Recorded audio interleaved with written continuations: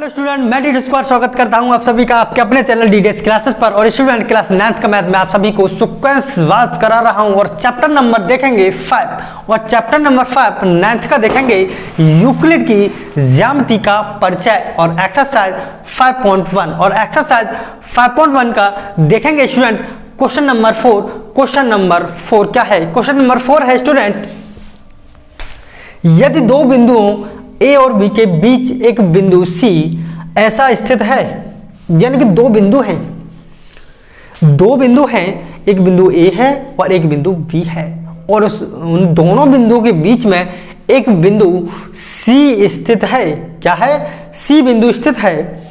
सी ऐसा स्थित है कि AC बराबर BC के, तो सिद्ध कीजिए AC equal to 1/2 into AB। 1/2 into AB, ये क्या करना है? AC बराबर लाके सिद्ध करना है। जैसे सबसे पहले क्या लिखेंगे स्टूडेंट, आंसर करेंगे तो सबसे पहले लिखेंगे स्टूडेंट जो हमें दिया है। हमें दिया क्या है? दिया है A और B के बीच एक बिंदु C स्थित है जो कि AC बराबर BC है। क्या दिया है? दिया है AC equal to BC, right. यहां स्थित एक बिंदु A है और यहां मान लो स्थित बिंदु एक B है और यहां एक स्थित बिंदु है जो कि क्या है?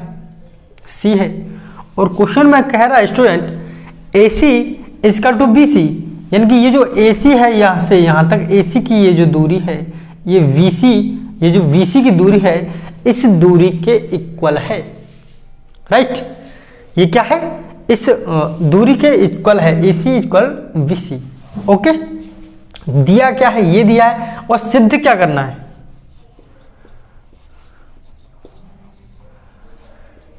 सिद्ध करना है, अरे सिद्धि हो गया।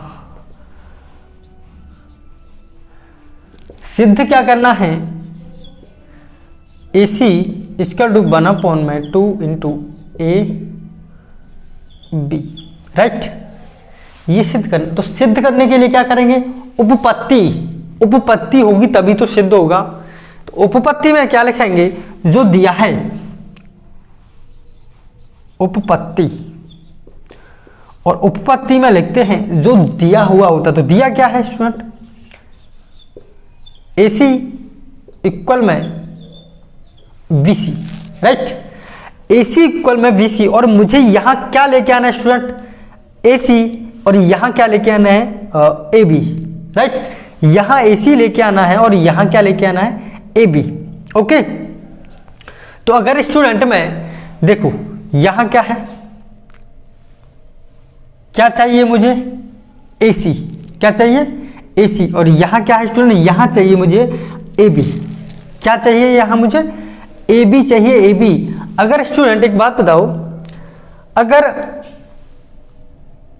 मुझे यहां AC यहां है और BC यहां है, अगर इन दोनों में मैं AC जोड़ दूं, AC क्या करूं? दोनों में मैथ कहता है अगर दोनों तरफ जोड़ना है तो दोनों तरफ ही जुड़ेगा, अगर घटाना है तो दोनों तरफ ही घटेगा, यानी कि दोनों तरफ AC दोनों तरफ जोड़ने पर, राइट। अगर मैं AC स्टूडेंट दोनों तरफ जोड़ दूंगा, AC क्यों जोड़ूंगा? क्या है? मुझे क्या चाहिए यहां? AB। तो AB क्या है स्टूडेंट मेरा? AB ये है, राइट। तो AB मेरा ये है स्टूडेंट, तो AB कब प्राप्त होगा मुझे? AB प्राप्त होगा जब मेरा AC plus BC, AC plus BC। अगर AC प्लस BC मान मेरा मुझे जोड़ना है तो क्या प्राप्त होगा? AB। अगर मुझे AB चाहिए, A और B की दूरी चाहिए, A और B के बीच की दूरी चाहिए, A ये है, B ये है, इन दोनों के बीच की अगर दूरी चाहिए A और B के बीच में, तो क्या मुझे AC प्लस CB यानी BC जोड़ना पड़ेगा, तभी तो AB बैठेगा, राइट। क्या है स्टूडेंट, ए बी बराबर क्या होगा, ए सी प्लस बी सी। तो मुझे यहां क्या लेके आना है स्टूडेंट, ए बी, क्योंकि मुझे ये सिद्ध करना है ए सी बराबर।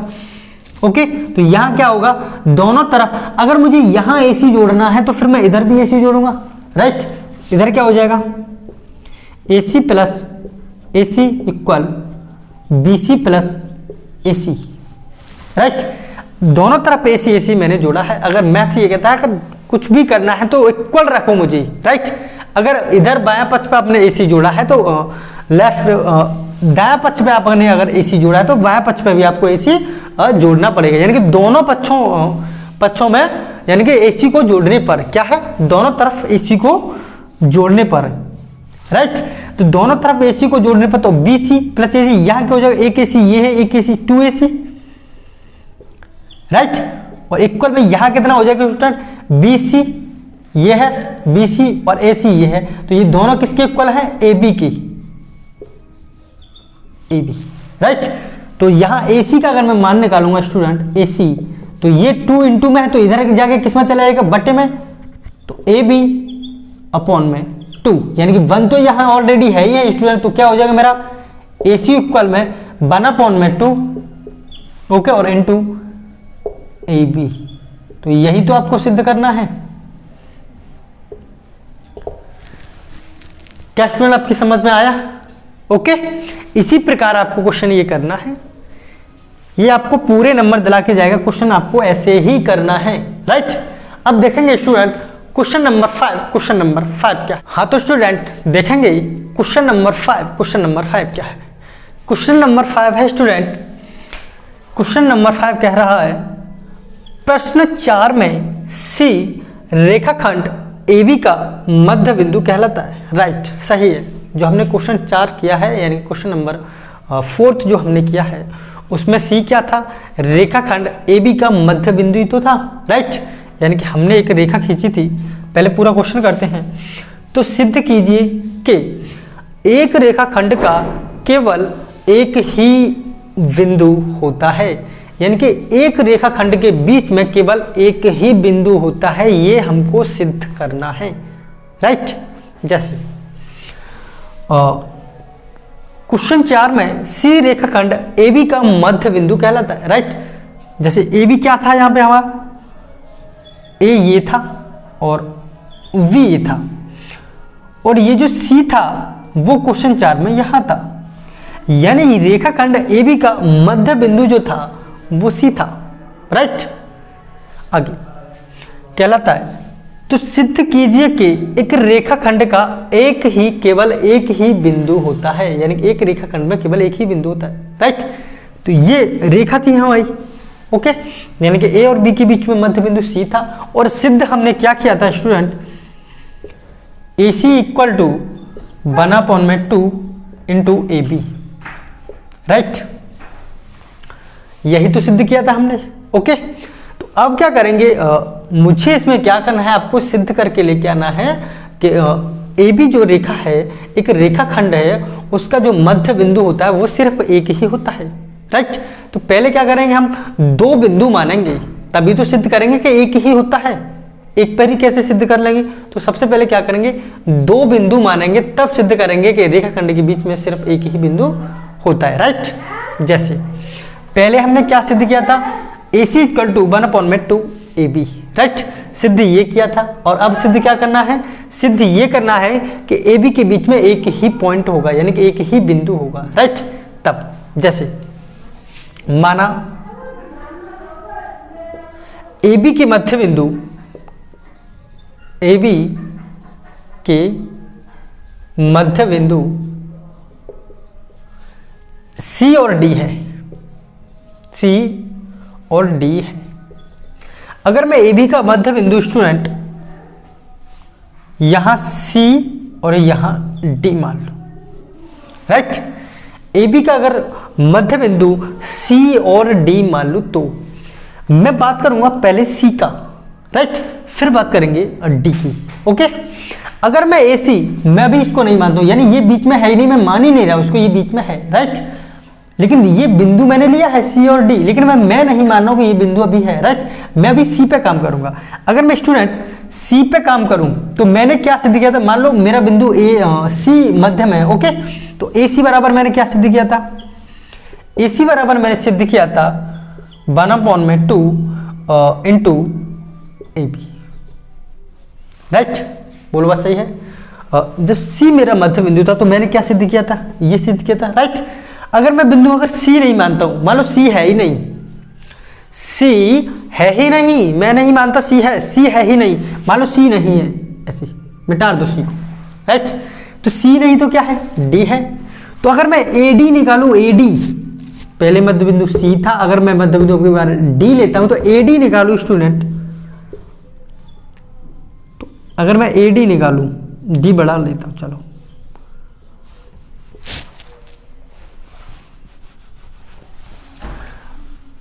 अगर स्टूडेंट मैं ए डी निकालू तो ए डी भी कितना आएगा, 1/2 इंटू ए बी, राइट। यानी ए सी निकाला है तो भी मुझे कितना प्राप्त होता है, 1/2 इंटू ए बी। और ए डी अगर मैं निकालता हूं, क्योंकि ए डी भी तो मैंने मध्य बिंदु ही माना है, राइट, तो क्या निकालना है मुझे, तो क्या मेरा आया है 1/2 इंटू ए बी, राइट। तो क्या है स्टूडेंट, क्या ए सी और ए बी बराबर नहीं होंगे फिर, अरे ए सी और ए बी ये दोनों क्या है, आपस में जो बिंदु है वो क्या होंगे, बराबर होंगे। तभी तो देखो मैं, अरे मान ए सी का भी वही मान आ रहा है और ए डी का भी वही मान आ रहा है, राइट। तो क्या है, ए सी और ए डी आपस में क्या है, समपाती है। ए सी और ए डी क्या है, ए सी और ए डी क्या है आपस में, संपाती। संपाती होने से मतलब यह है कि दोनों बिंदु, दोनों जो बिंदु हैं वो एक ही हैं, जो दोनों बिंदु हैं वो क्या है स्टूडेंट, वो एक ही है, राइट। तो क्या है स्टूडेंट, तो क्या सिद्ध करना था हमें, रेखाखंड केवल एक ही बिंदु होता है, तो एक ही बिंदु, या तो मैं सी ले लूं तो भी बात वही है, या डी ले लूं तो भी बात वही है, यानी कि सी पर भी वही आ रहा है और डी पर भी वही आ रहा है, राइट। इस प्रकार स्टूडेंट आपको यह सिद्ध होता है जिससे कि बिंदु रेखाखंड पर एक ही बिंदु होगा, या तो आप सी पे कार्य कर लो या आप डी पे कार्य कर लो, दोनों का मान सेम ही आ रहा है, दोनों का मान क्या आ रहा है स्टूडेंट, बराबर आ रहा है। तो इस प्रकार आपका क्वेश्चन नंबर 5 यहां होता है कंप्लीट, ओके स्टूडेंट। अब देखेंगे हम क्वेश्चन नंबर 6, क्वेश्चन नंबर 6 क्या, हाँ तो स्टूडेंट देखेंगे क्वेश्चन नंबर 6, क्वेश्चन नंबर 6 क्या है। क्वेश्चन नंबर 6 है स्टूडेंट, आकृति जो कि आपको दिया है, आकृति में यदि AC इक्वल है VD के, यानी कि AC इक्वल VD है, तो सिद्ध करो AB इक्वल CD, यानी कि AB इक्वल होनी चाहिए CD के, क्या करना है सिद्ध, AB इक्वल होनी चाहिए, यानी कि AB बराबर CD, ये आपको क्या करना है, सिद्ध करना है। तो सबसे पहले क्या करेंगे इस क्वेश्चन में स्टूडेंट, सबसे पहले लिखेंगे स्टूडेंट जो दिया है, अच्छा दिया क्या है, दिया है AC इक्वल है VD के, यानी जो ये जो AC है ना, AC, ये AC ये बराबर है BD के, यानी कि ये AC यहां से लेके यहां तक और VD यहां से लेके यहां तक, ये दोनों क्या है स्टूडेंट, आपस में बराबर है, यानी आपस में क्या है, इक्वल है, क्या है, आपस में इक्वल है, राइट। तो AC बराबर AD के है, ठीक है। दिया क्या है, दिया है हमको AC इक्वल में VD, राइट। और सिद्ध क्या करना है, सिद्ध करना है AB इक्वल टू CD, यानी कि AB इक्वल में CD, ये सिद्ध आपको करना है, राइट। तो उपपत्ति करेंगे, उपपत्ति से सिद्ध होता है, उपपत्ति, और उपपत्ति में क्या लिखते हैं, जो दिया हुआ होता है, और दिया क्या है, AC equal BD, right, AC equal VD, और मुझे क्या चाहिए स्टूडेंट, AB इक्वल में है CD की, क्या लेना है मुझे, ए बी इक्वल होना चाहिए सी डी के। तो स्टूडेंट अच्छा एक बात बताओ, क्या चाहिए मुझे? A B. क्या चाहिए? A B. तो अगर मैं इसे ए सी में से, ये क्या है यहाँ ए सी, राइट। अगर इसमें ए सी में से स्टूडेंट ये ए सी है और चाहिए मुझे क्या? A B. तो इस पूरे ए सी में से स्टूडेंट यहाँ से यहाँ तक क्या है? ए सी। अगर मैं इसे ए सी में से अगर ये बी सी घटा दूँ, अगर इस ए सी में से अगर मैं इस बी सी को घटा दूँ तो क्या बचेगा स्टूडेंट? ए बी नहीं बचेगा। क्या मेरी बात समझ पा रहे हो? दोबारा से देखो, अगर ये ए है ये सी है, अगर इसे ए सी में से स्टूडेंट मैं इसे बी सी को घटा दूं तो क्या बचेगा मेरे पास? ये ए बी नहीं बचेगा। ठीक, क्या बचेगा? A B. अगर मैं इसे ए सी में से क्या घटाना है मुझे? B C, right. अगर ए सी में से अगर बी सी घटा दूं तो क्या बचेगा मेरे पास? ए बी बचेगा, राइट। इक्वल में क्या, तो यहाँ क्या स्टूडेंट? B D. क्या चाहिए मुझे? यहाँ क्या है? B D. यानी कि चाहिए क्या मुझे? C D. अगर स्टूडेंट इसे बी डी में से मैं, अगर इसे बी डी में से मैं, ये जो बी डी है इसे बी डी में से मैं बी सी घटा दूं तो मेरे पास सी डी नहीं आ जाएगा, राइट। अगर इसे बी डी में से मैं स्टूडेंट बी सी घटा दूं, बी सी अगर मैं घटाता हूं तो क्या मेरे पास स्टूडेंट क्या आ जाएगा? सी डी नहीं आ जाएगा। अगर इस बी डी में से मैं अगर इस बी सी को घटा दूं तो क्या आएगा मेरे पास? क्या जाएगा मेरे पास? सी डी। अगर इस ए सी में से मैंने स्टूडेंट बी सी घटाया तो मेरे पास क्या आ गया? A B. इक्वल में अगर मैंने बी डी में से स्टूडेंट ये बी सी घटाया तो क्या आया मेरे पास? C D, right. यानी कि ए बी इक्वल में क्या है? सी डी के। तो यही तो आपको सिद्ध करना था।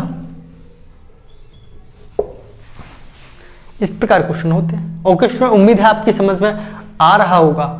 अब देखेंगे स्टूडेंट हम लास्ट इसका क्वेश्चन बचा है, क्वेश्चन नंबर 7। क्वेश्चन नंबर 7 क्या है? ओके हाँ, तो स्टूडेंट देखेंगे क्वेश्चन नंबर 7। क्वेश्चन नंबर 7 क्या है? क्वेश्चन नंबर 7 है,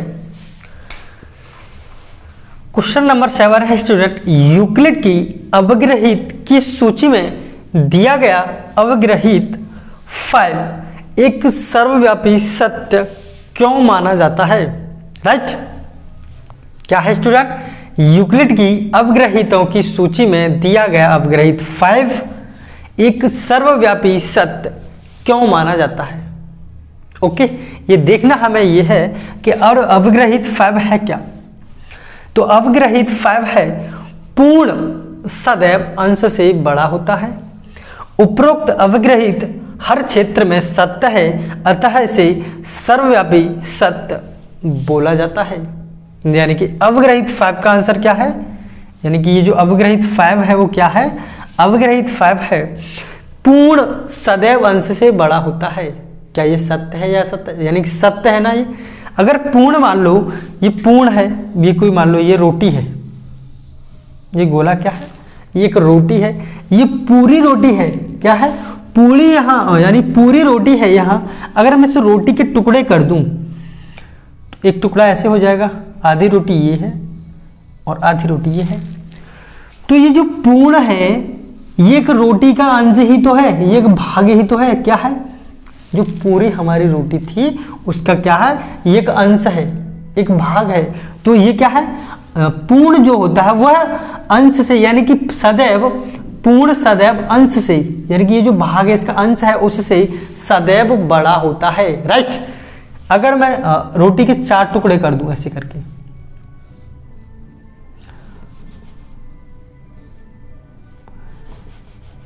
जैसे एक ये है और एक ये है, अगर मैं बीच में से एक टुकड़ा ये कर दूं, एक ये कर दूं, एक ये है, एक ये है, एक ये है और एक ये है।